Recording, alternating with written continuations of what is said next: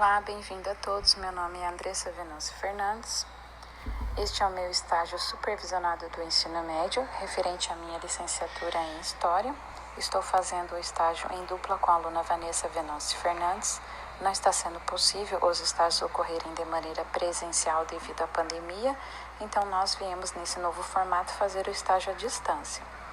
No que se consiste esse estágio? Esse estágio ele é composto de um plano de aula que primeiro fizemos a elaboração dele de forma documentada e depois por vídeo. O estágio é da disciplina de História. Essa aula é para o segundo ano do ensino médio. O nosso tema escolhido foi o Egito e o Nilo.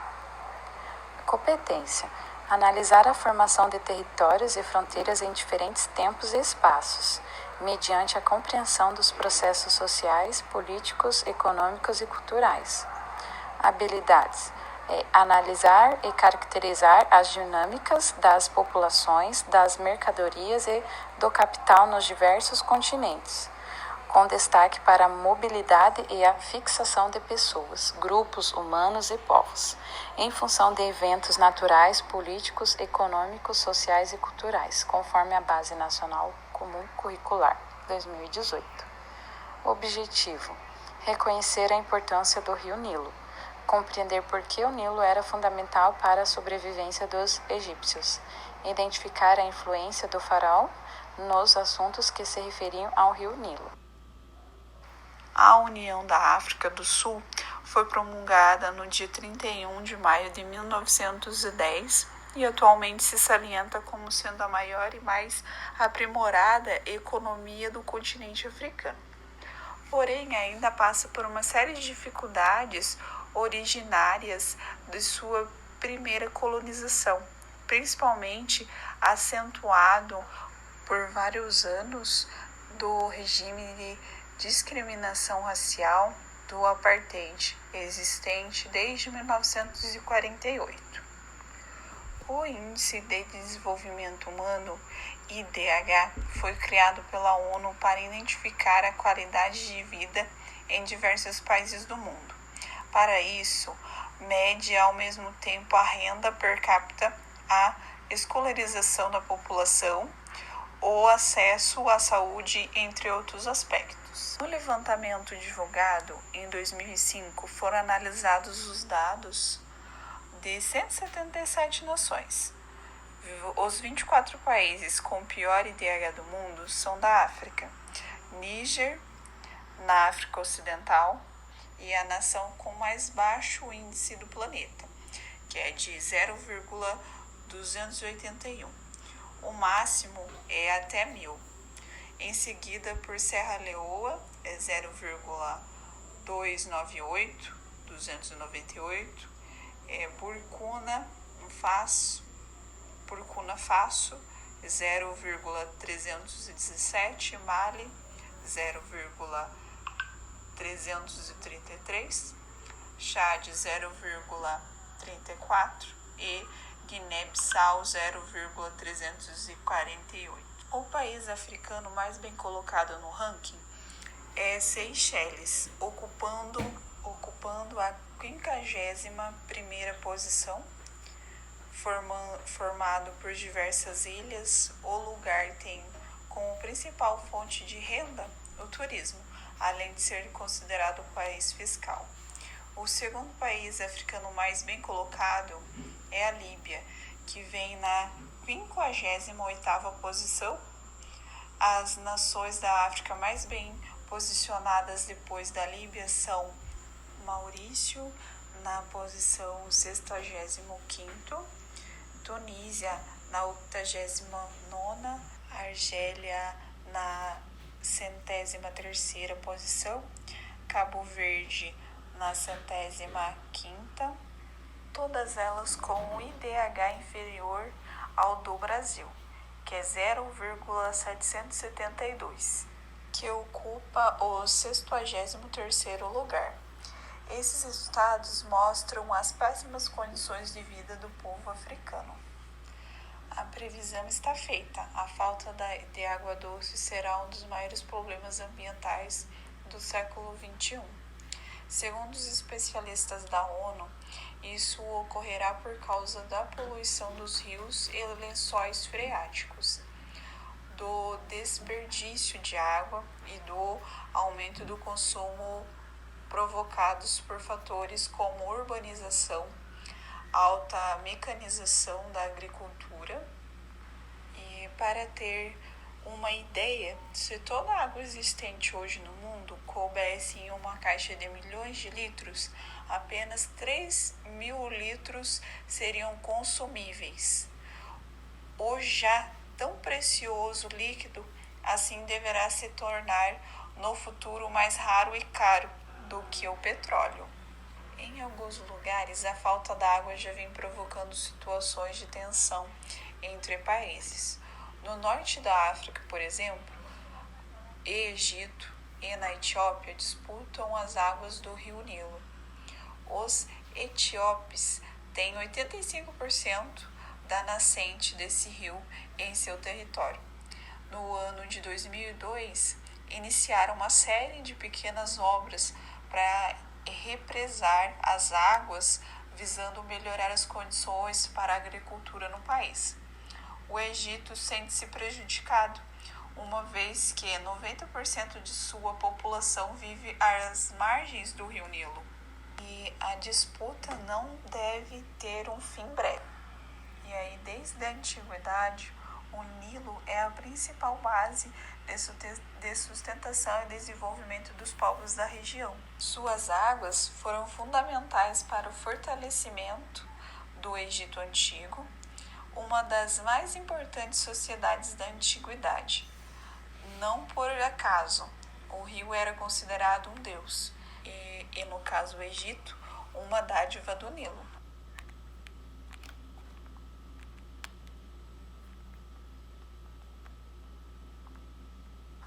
Então, chegamos na etapa do desenvolvimento da aula. Nesta etapa, que se pretende descrever as fases da aula a serem realizadas, ressalta-se que a mesma irá durar em torno de 25 minutos, seguindo as etapas descritas. A primeira etapa é introduzir o assunto através do seguinte texto e explicação da professora, por vídeo no YouTube. Será pelo seguinte tema: o Egito e o Nilo. A sociedade egípcia se desenvolveu-se no nordeste da África, ao longo de uma planície banhada pelo rio Nilo. Esse rio atravessava uma longa faixa de deserto e deságua no mar Mediterrâneo. Segundo Heródoto, historiador grego do século V a.C., o Egito era no meio do deserto, uma dádiva do Nilo. Todos os anos, de junho a outubro, as águas do Nilo inundam as terras próximas de suas margens. Depois das cheias, resta um solo fértil favorável à agricultura. Assim, após as cheias, os camponeses do Egito podiam iniciar a semeadura no terreno fertilizado pelos sedimentos, no caso, depósitos naturais trazidos pela inundação. O rio Nilo fornecia aos egípcios água para beber e boas condições para as lavouras, além de peixes, aves aquáticas usadas na alimentação. Em suas margens cresciam ainda diversas plantas, entre as quais o papiro. E com essa planta, os egípcios fabricavam uma espécie de papel, que por isso ficou conhecido também como papiro. Para o agricultor egípcio, conhecer o ritmo das enchentes do Nilo era fundamental. Se elas fossem fortes, poderiam provocar destruições. Se fossem fracas, a seca dificultaria o cultivo da terra. E para acompanhar a intensidade das enchentes, os egípcios utilizavam uma espécie de poço construído às margens do rio. Esse poço ficou chamado de nilômetro. Conforme a água subia no interior do nilômetro, os egípcios conseguiam saber a intensidade das enchentes e com isso planejar suas atividades. O Nilo era tão fundamental para a sobrevivência dos egípcios que em sua homenagem foram feitos hinos e orações. A sobrevivência da população egípcia estava em grande parte relacionada à água e à fertilidade do Nilo. Mas para aproveitar esses recursos, eram necessárias grandes obras. Era preciso, por exemplo, conter as cheias excessivas do rio, que ocasionavam grandes estragos, e represar a água para os períodos de estiagem. As obras desse tipo eram executadas antes da unificação política do Egito, por grupos independentes que ocupavam as margens do rio. Após a unificação, muitas obras foram assumidas pelo Estado. Os trabalhadores eram comandados por funcionários do Estado e executados por pessoas das comunidades locais. Os custos e tamanho das obras, assim como a participação de milhares de trabalhadores na sua realização, contribuíam para a centralização do poder do soberano egípcio, o faraó. Na época das cheias do Nilo, o faraó empregava parte da população nas obras, a fim de garantir a subsistência dela. A prática da agricultura tornava-se possível durante as cheias, o que deixava boa parte da população sem ocupação. O sistema de irrigação egípcio era muito diferente do complexo sistema mesopotâmico, porque as condições naturais eram muito diversas nos dois casos. A cheia do Nilo também fertilizava a terra com aluviões. A fase principal começa em julho. Isto quer dizer que nos meses de maior calor, o solo arável é coberto pela água, sendo protegido ao mesmo tempo em que é fertilizado. Quando as terras voltam a emergir em fins de outubro ou em novembro, é um momento adequado para a semeadura. Entre a colheita, abril e maio, e a nova cheia, passa-se tempo suficiente para a limpeza e os consertos das instalações da irrigação. Não são necessárias, na maioria dos casos, as obras de proteção, absolutamente essenciais na Mesopotâmia. Embora as circunstâncias da agricultura irrigada egípcia no período faraônico não permitissem mais de uma colheita anual, os rendimentos eram satisfatórios na maioria dos anos. Desenvolvimento da aula. Nesta etapa em que se pretende descrever as fases da aula a serem realizadas, ressalta-se que a mesma irá durar em torno de 25 minutos, seguindo as etapas descritas. Número 1. Introduzir o assunto através do seguinte texto e explicação da professora por vídeo no YouTube. É essencial que o aluno saiba onde a África está localizada. A professora deverá mostrar usando o mapa mundi. Solicitar que os alunos pesquisem na internet e no Google Maps.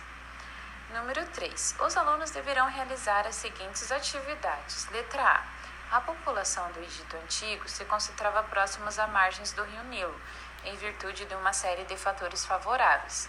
Com base nas informações do texto, faça um desenho em uma folha de papel sulfite que represente um ano do Antigo Egito em relação ao Nilo. Você deve dividir a folha em pelo menos 4 espaços que lhe permitem desenhar 4 momentos diferentes do ano no rio Nilo. O rio Nilo nos ajuda a explicar o poder crescente que o Estado, dominado pelo faraó, foi assumido ao longo da história do Egito Antigo. Escreva em seu caderno um texto que explique qual era a relação entre o rio Nilo e o poder do Estado egípcio. Letra C. O que o rio Nilo fornecia aos egípcios? Letra D. Para o agricultor egípcio era importante conhecer o ritmo das enchentes do Nilo? Letra E. O que era nilômetro? Então, esse é o nosso estágio supervisionado. Agradeço desde já a todos que estão assistindo o nosso vídeo. Obrigada. Os recursos utilizados para a gravação e o planejamento dessa aula foi notebook, gravuras, internet, computador, celular, livro didático, folha de ofício e mapa mundi.